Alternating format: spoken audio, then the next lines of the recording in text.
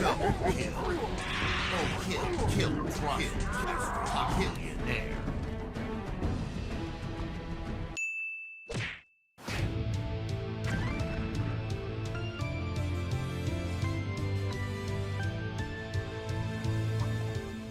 Don your Mjolnir power armor, grab your assault rifle, slap your AI wife into the back of your head, and get ready to play Microsoft's most lethal digisexual because Halo Infinite's campaign has released.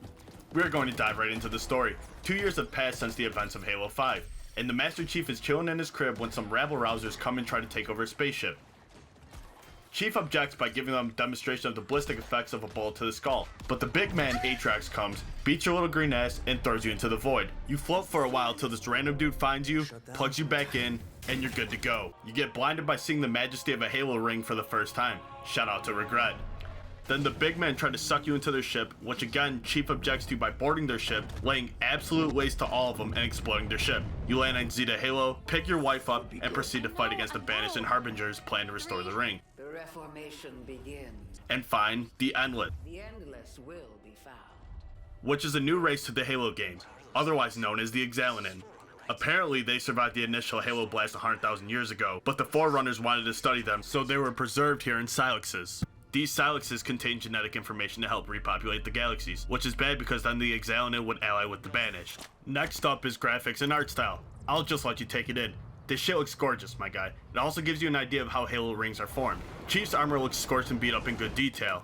And the elites, they look like how elites should look. Tall, skinny, and nimble. Unlike the elites from Halo 5, which were fat bastards and bumbled around clumsily like they had too many fucking Big Macs and are 1 second away from a coronary attack. The difficulties are as follows. Easy for those special snowflakes that just like this story. Normal for those of you who think making your bed every day is a challenge. Heroic for those who are too insecure to play Legendary. And Legendary for the alpha chads among men. All footage in this video is recorded on Legendary. Halo Infinite on Legendary, I think, is the easiest of all the Halo games. Don't get me wrong though, you will die. Oh, so many times. It's just not as difficult as I remember Halo 2 being, or even Halo 3 for that matter. And I think the reason for that is the grapple hook.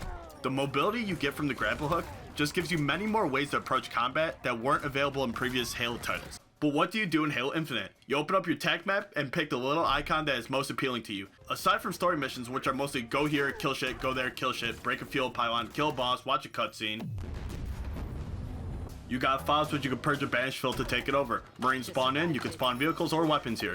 There are banished outposts, which are big ass fortresses. Kill all the dudes, break a dildo, and you can use them as fast travel points. Marines are imprisoned all over Zeta Halo. Rescue them if you want, who gives a shit. High value targets are like mini boss fights. Go to the place, kill them, like I did to this dude, by literally walloping him all the way down a mountain.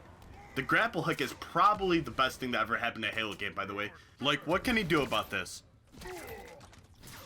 You can get sick weapons which can be spawned at FOBs, like this homing rocket launcher. Of course, you're free to explore most of Zeta Halo. You can climb shit,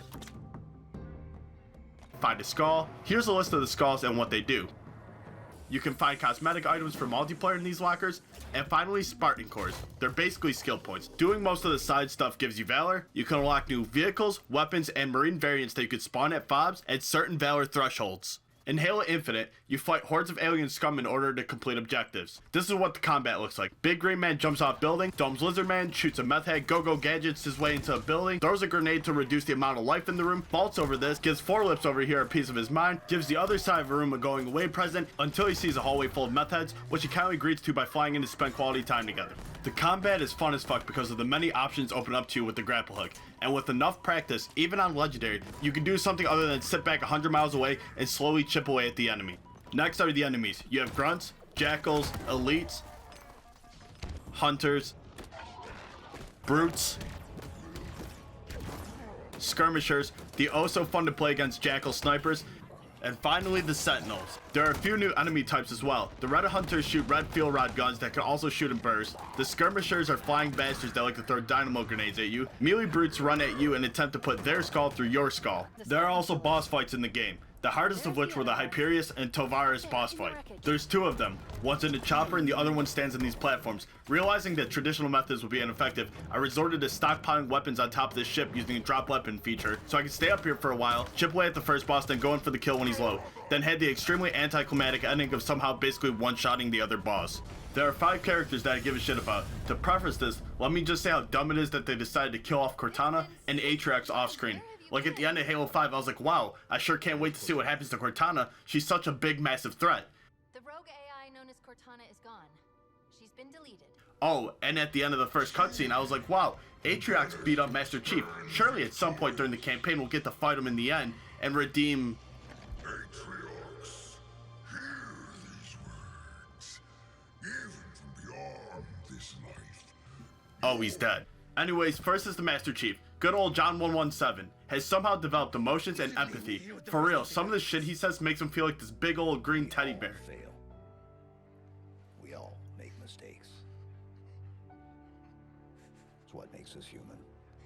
He's a biologically engineered super soldier that has done nothing but murder for the entirety of his existence. To me, him saying this kind of shit is a bit weird. Other than that, he's just a badass that looks at a Halo ring and thinks, wow, this might be a slightly more difficult day at the office. Next is the weapon. She's the Master Chief's new AI wife. Interactions with her bring some comedic relief. A new one. The Banished are planning to fire this ring. We need to make sure they don't. First of all, what's a banished? The pilot dude is just a big bitch, always giving Chief lip and not believing they can succeed. This is crazy. This is crazy. We gotta get out of here. We've gotta move. Not yet. Hold position. When this goes bad, it's on you, Chief. Remember that. Which I guess is fair. He's literally just a person like you or me, and not a super soldier. Astrom is the leader of the Banished. He's very angry and wants to kill you. Bear witness. Our story will become legend, told by those that survive you. The Harbinger was stored in his Silex. The Banished needed her to reform the ring, so they unleashed her. In turn, the Banished are helping her to get the rest of her race out of these Silexes. She also punched Chief through a tree. Next is character customization. You know how earlier I mentioned Spartan cores and didn't explain how they worked? Well, now I am. You can take your Spartan cores and use them to upgrade your equipment, giving Halo Infinite a Far Cry 3-esque vibe. Anyway, here's your upgrade tree. Honestly, the first thing you should upgrade fully is the grapple hook. Once you get the cooldown reduction and flying punch move, you don't need any other equipment. You can scale anything in the game and do the inverse Scorpion get over here move. And finally, glitches and funny gameplay. I played Halo Infinite's campaign for about 30 hours, and these are the funniest glitches in gameplay I've encountered. This elite decided he'd rather kill himself than explaining to his parole officer why his uninsured Banshee had bullet holes in it. This brute E = MC squared his way into a wall. You can unlock this secret falling level by punching this ground on this specific pixel. This brute tried to run backwards in an invisible hamster wheel. Also, the voice lines are funny as shit, which I can't say I remember about Halo 4 or 5.